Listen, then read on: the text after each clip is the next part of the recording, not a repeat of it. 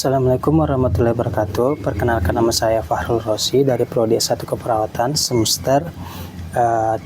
Di sini saya akan menjelaskan mengenai beberapa poin, yaitu obat-obat emergensi, kemudian perbedaan nasakanul, rebreathing mask dan non rebreathing mask, kemudian SOP ventilator, SOP pemasangan sharing pump, dan SOP pemasangan infus pump. Macam-macam obat troli emergensi beserta kegunaannya. Di sini saya akan menjelaskan mengenai obat-obat yang umum ada di troli emergensi beserta kegunaannya. Obat-obat ini penting untuk penanganan kegawat daruratan. Yang pertama yaitu obat-obat resusitasi, meliputi yaitu epinefrin, adrenalin untuk penanganan henti jantung, kemudian anafilaksis berat dan bronkospasme. Kemudian yang kedua yaitu atropin mengatasi bradikardia atau detak jantung lambat dan blok jantung. Kemudian yang ketiga amiodaron yaitu untuk menangani aritmia ventrikel yang mengancam jiwa. Kemudian yang keempat yaitu adenosin untuk mengatasi takikardia supraventrikular atau SPT. Kemudian masuk ke obat-obat kardiovaskuler yang pertama yang meliputi nitrogliserin yaitu untuk mengatasi nyeri dada akut atau angina dan gagal jantung akut. Kemudian yang kedua yaitu dobutamin, itu untuk meningkatkan kontraktilitas jantung pada shock kardiogenik. Kemudian yang ketiga yaitu norepinerin, vasopresor untuk mengatasi shock. Kemudian furosemid, diuretik untuk edema paru akut. Masuk ke obat analgesik dan sedasi. Yang pertama yaitu morfin, analgesik kuat untuk nyeri berat. Kemudian yang kedua fentanyl, analgesik opioid kerja cepat. Kemudian midazolam, sedasi dan antikonvulsan. Kemudian yang keempat yaitu diazepam, antikonvulsan dan antisolitik. Masuk ke obat pernapasan, yaitu yang pertama salbutamol yang berfungsi untuk bronkodilator untuk serangan asma. Kemudian yang kedua yaitu aminofilin bronkidilator untuk asma berat.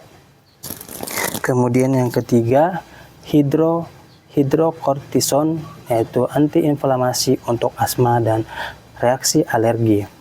Masuk ke antidota, yang pertama naloxin,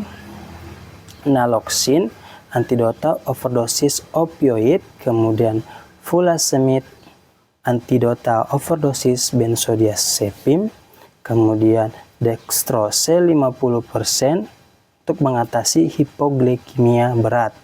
Adapun untuk obat-obat lainnya seperti yang pertama kalsium glukonat untuk mengatasi hiperkalemia berat. Kemudian magnesium sulfat untuk eklampsia dan aritmia. Kemudian sodium bikarbonat mengatasi asidosis metabolik berat. Setiap obat di troli emergensi harus disusun rapi dan mudah diakses, dicek expired date-nya, kemudian secara rutin, memiliki label yang jelas, disimpan sesuai standar penyimpanan, dan diganti segera bila sudah digunakan. Penting untuk staf medis memahami lokasi dan penggunaan setiap obat di troli emergensi agar penanganan kegawat daruratan bisa dilakukan dengan cepat dan tepat. Kemudian masuk ke perbedaan nasal kanul, rebreathing mask dan non rebreathing mask. Di sini saya akan menjelaskan perbedaan antara ketiga alat bantu oksigenasi tersebut. Yang pertama yaitu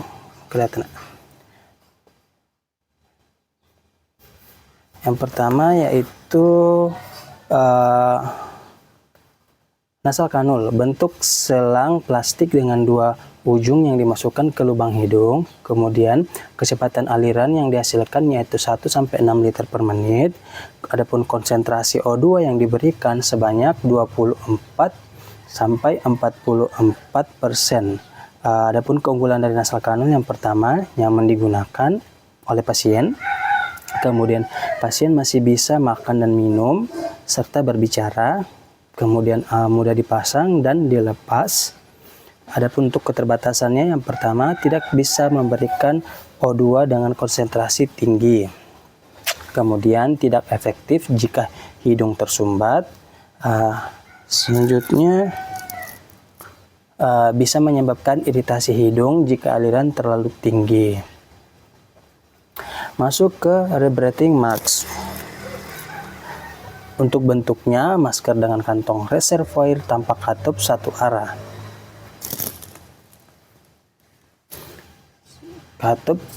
Katup satu arah, kemudian kecepatan alirnya sebanyak 6-10 per menit. Saya ulang, untuk kecepatan alirannya sebanyak 6-10 liter per menit. Adapun untuk konsentrasi O2 yang diberikan sebanyak 60-80%. Untuk keunggulannya, yang pertama bisa memberikan O2 dengan konsentrasi sedang sampai tinggi. Kemudian ada kantong reservoirnya untuk cadangan O2. Kemudian keterbatasannya meliputi pertama, pasien bisa menghirup kembali udara ekspirasi atau CO2. Kemudian kurang nyaman untuk pemakaian jangka panjang. Lalu perlu dilepas saat makan dan minum. Masuk ke non-breathing mask. Untuk bentuknya, masker dengan kantong reservoir dan katup satu arah. Adapun kecepatan alirannya yaitu sebanyak 10-15 liter per menit. Konsentrasi O2 yang diberikan sebanyak 80-95%. Keunggulannya, yang pertama memberikan O2 konsentrasi sangat tinggi, kemudian katup satu arah mencegah menghirup udara ekspirasi kembali. Lalu ideal untuk pasien dengan kebutuhan O2 yang tinggi. Adapun untuk keterbatasannya, yang pertama perlu aliran O2 tinggi agar efektif. Lalu yang kedua, tidak nyaman untuk pemakaian lama. Kemudian harus dilepas saat makan dan minum. Masker harus terpasang rapat. Pemilihan alat tergantung pada kondisi pasien. Baik, selanjutnya kita masuk ke SOP pemasangan ventilator, sharing pump, dan infus pump. Di sini saya akan menjelaskan mengenai SOP pemasangan alat-alat tersebut. Yang pertama, SOP pemasangan ventilator. Itu persiapan alat. Ventilator yang mudah dikalibrasi, kemudian sirkuit ventilator steril, kemudian filter bakteri, kemudian humidifier, kemudian selang O2, kemudian tes lung untuk diuji coba. Adapun untuk prosedur pemasangannya, yang pertama lakukan hand hygiene, kemudian pasang filter bakteri pada port inspirasi, lalu hubungkan sirkuit ventilator dengan benar, kemudian atur parameter sesuai order dokter, yaitu pertama mode ventilasi, kemudian tidal volume, kemudian respiratory rate-nya, kemudian FiO2-nya, kemudian PIP-nya, kemudian pressure support-nya. Lakukan tes fungsi dan kebocoran. Kemudian hubungkan ke pasien via ETT atau tracheostomy. Lalu monitor tanda-tanda vital dan parameter ventilator. Lanjut ke SOP pemasangan. SOP pemasangan sharing pump. Untuk persiapan alatnya, yang pertama sharing pump yang sudah dikalibrasi, kemudian spuit sesuai ukuran yang dibutuhkan, lalu obat yang akan diberikan, kemudian extension tabing, label obat. Adapun untuk prosedurnya, yang pertama cuci tangan, kemudian siapkan obat sesuai perhitungan dosis, pasang spuit pada holder dengan benar, Kemudian atur parameter yang meliputi ukuran spuit, kecepatan pemberian, volume total. Kemudian masuk ke uploading untuk menghilangkan udara. Lalu hubungkan ke akses intravena pasien, serta dokumentasi waktu mulai dan parameter. Adapun untuk pemasangan SOP infus pump, yang pertama untuk persiapan alatnya yaitu satu, infusion pump yang sudah dikalibrasi. Kemudian set untuk khusus pump, lalu cairan infus yang dibutuhkan, label cairan.